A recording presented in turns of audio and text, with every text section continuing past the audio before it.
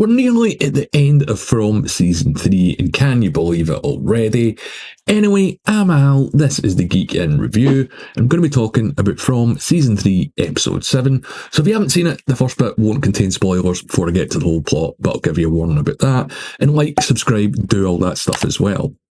This week we get a lot of development and conflict between the people in the town. Although the episode, of course, still has supernatural elements, maybe this week is the most character-driven and focused that we've seen this season so far.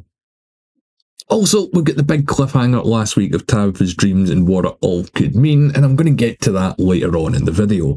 But this is your spoiler warning. If you haven't seen From Season 3, Episode 7, let's get to it. So this episode picks up with Fatima's scan, where Christy has told her that she isn't pregnant, and she explains it's most likely a psychological issue that's manifest in her body, and I really didn't expect this episode to open in this scene, because most of the episodes from Season 3 have picked up exactly where it left off on the cliffhanger last week, and I thought that that was a little bit odd.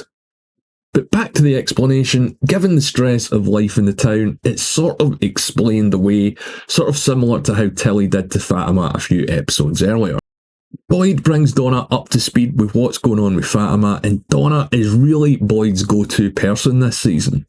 She's more worried about Fatima's issues maybe all in her head, and long term that's going to be more of a problem, especially with what happened with Boyd's wife Abby. Donna doesn't want Fatima in Colony House until they figure out what's going on, and I totally understand that. She doesn't want any sort of threat under her roof, and I totally agree with Donna's decisions here. She's looking out for her people, and that's what a good leader does at the end of the day. This week's revelation that Tabitha also dreamed of the town before she arrives. Her, Jade and Ethan go to the woods to investigate, looking for the red rocks, and of course answers. Once they meet Jim, they bring him up to speed about the dreams, and he decides to stay while the rest of his group go back to town.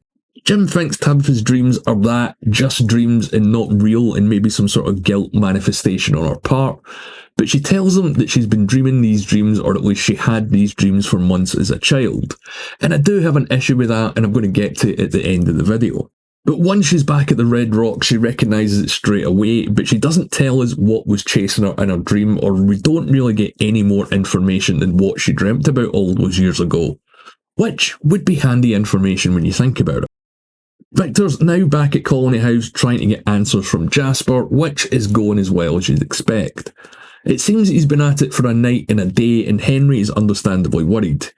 Again, Henry doesn't really know yet how any of this actually works, and is sort of the audience point of view in the show for the moment, I think. There's another bit that screams out to the audience later on in the episode, and that's the bit between Kenny and Acosta, and yeah, I'm going to get to that in a second. Elgin is still seeing visions of the woman, of course, and is a little bit on edge. The Polaroid camera that he finds seemingly goes off by itself, showing him the storm cellar, and you know the one all the way back to Season 1. So of course Elgin decides to investigate, and he finds another door that's been boarded up. He doesn't try and open it, but instead turns his back and walks away, and then he hears this. He goes back to find another door leading to a chamber with some human remains, and he sees the bloody woman again, because that's what I'm going to call her, and he asks, so this is where it happens. Not where it happened, where it happens. And I think the way that that's said is very deliberate, and it's something to think about.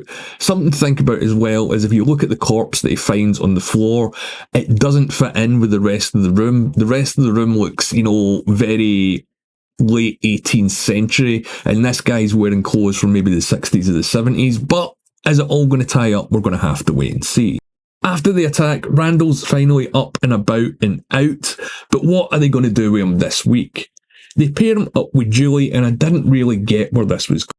He treats Julie to a driving lesson, and as they're out he sees the bugs again, but she doesn't, and we see it from both points of view here in this scene. So it is all in his head for sure. He runs off into the woods, and she follows him and finds the old ruins from Season 2. So this is where they were all held when they're having that sort of dream nightmare thing at the end of the last season, but they didn't put it together because I guess they never spoke to Boyd about it or described it to him, or he never described what happened to him at the start of Season 2.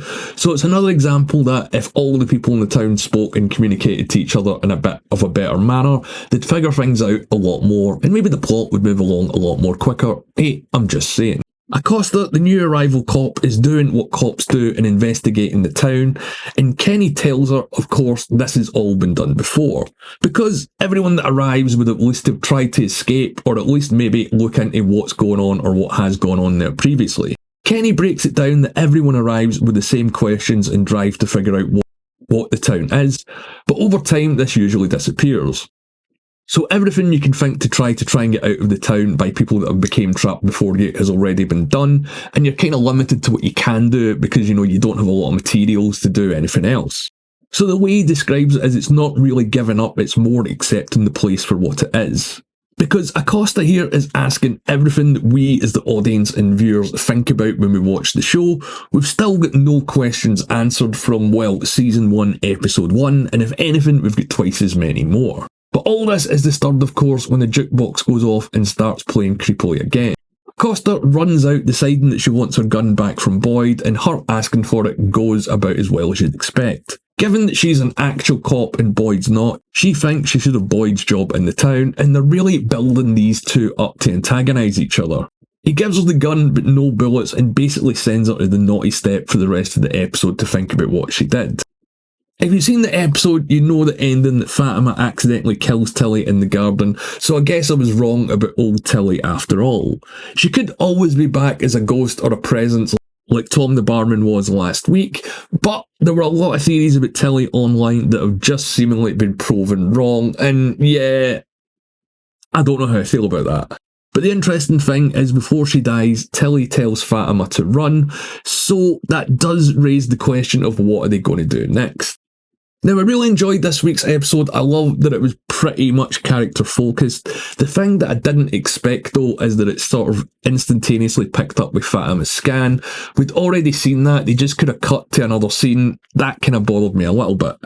But all the Kenny and Boyd stuff this week was great. I see Acosta becoming a great thorn in the side for Boyd. I mean, if she sticks around, it could divide the town into two sort of camps. I can realistically see that happening, because Acosta isn't actually wrong, she's just inexperienced in the situation, and Boyd doesn't have any experience of being a cop, he was just the right guy in the wrong place kind of thing.